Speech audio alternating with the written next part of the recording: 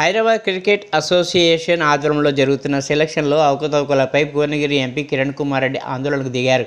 జిల్లాల నుంచి ప్లేయర్లను సరైన ప్రాతినిధ్యం లేదంటూ తనకు ఫిర్యాదులు వచ్చాయని ఆయన అన్నారు. ఈ క్రమంలో బుధవారం ఉప్పల్ స్టేడియంలో ఎస్సీఏ కార్యదర్శి దేవరాజ్ను ఎంపీ కలిశారు. ఈ సందర్భంగా సెలక్షన్లో చోటు చేసుకుంటున్న అవకతవకలను వివరిస్తూ ఎస్సీఏ ప్రక్షాళన చేయాలని సూచించారు. దీనిపై త్వరలోనే సీఎం రేవంత్ రెడ్డిని కలిసి ఫిర్యాదు చేస్తారని ఎంపీ హెచ్చరించారు.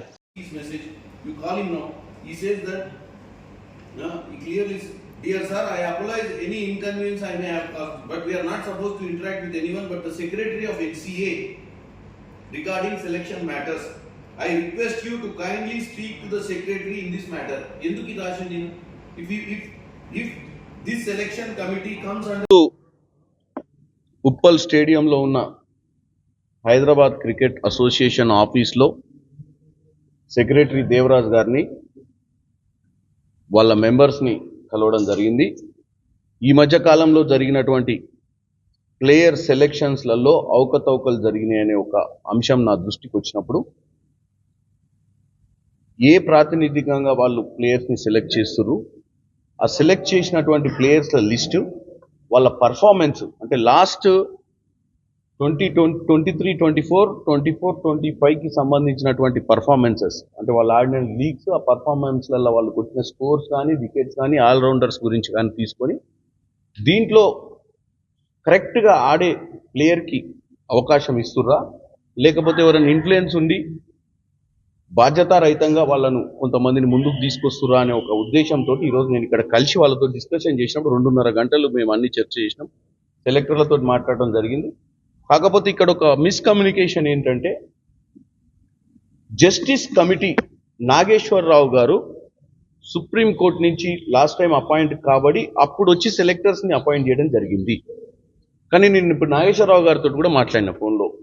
నాగేశ్వరరావు గారు ఒకటే చెప్పిండు, నేను యాక్చువల్గా సంవత్సరం క్రితమే హైదరాబాద్ క్రికెట్ అసోసియేషన్కి సంబంధించిన వ్యవహారాలను చూడట్లేదు, దాన్ని మొత్తం కూడా ఆ కమిటీ చేతిలో పెట్టి నేను ఇప్పుడు ఢిల్లీలో ఉన్నా, నాకు అటువంటి బాధ్యతలు ఏం లేవు, నన్ను కావాలని వాళ్ళు బ్లేమ్ చేసి అవకతవకలని చెప్పడం జరిగింది. నేను Hyderabad cricket association secretary Devaraj గారికి ఒకటే చెప్పిన, మీదే బాధ్యత అంటే ఆయన ఈ సంవత్సరం నుంచి ఇంకా కమిటీయే ఉంది, ఆ కమిటీయే చూసుకుంటుంది అన్న ఆలోచనలు ఉన్నారు.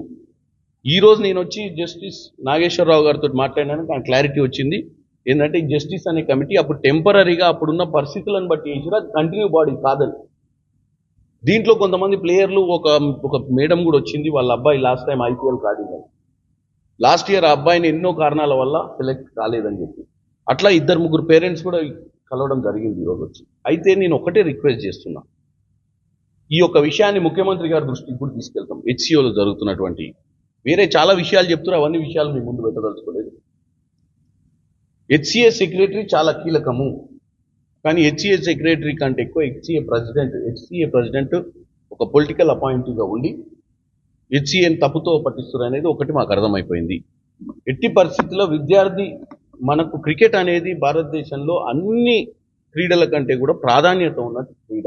దీనికి కొన్ని 100 మంది ఈరోజు జిల్లాలలో క్లబ్లు ఉన్నాయి, మనకు హైదరాబాద్లో క్లబ్లు 200 చిల్లర క్లబ్ల నుంచి ఈ యొక్క అసోసియేషన్ నడుస్తుంది. దీన్ని నమ్ముకొని చాలామంది తల్లిదండ్రులు వాళ్ళ పిల్లల్ని క్రికెటర్ని చేయాలన్న ఉద్దేశంతో ఈరోజు మన తెలంగాణ రాష్ట్రంలో ఎస్పెషల్లీ హైదరాబాద్ క్రికెట్ అసోసియేషన్ అనేది చాలా ప్రెస్టీజియస్ బాడీ. దీన్ని సరి అయిన విధంగా నడిపినప్పుడు మంచి క్రికెటర్లను తయారు చేసేటువంటి పరిస్థితి ఉంటుంది. కాబట్టి విషయాలన్నీ కూడా నేను అన్నీ కూడా మీకు చెప్పలేను. లోపల జరిగినటువంటి 2.5 గంటల సమావేశంలో డెఫినెట్గా HCA ప్రక్షాళన చేయాల్సిన అవసరం అవుతుంది.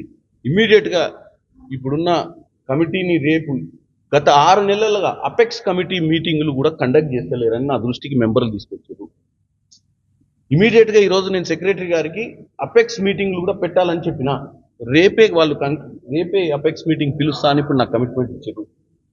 కాబట్టి వాళ్ళు అపెక్స్ మీటింగ్ పెట్టుకొని వాళ్ళ అవుట్కమ్ ఏందో చెప్తే నేను ముఖ్యమంత్రి గారికి, ఈ మెంబర్స్ కూడా వచ్చి ఒకసారి రిప్రజెంటేషన్ ఇస్తామంటారు ఇక్కడ జరుగుతున్న విషయాల మీద. డెఫినెట్గా దీన్ని చీఫ్ మినిస్టర్ గారు తీసుకెళ్తారు.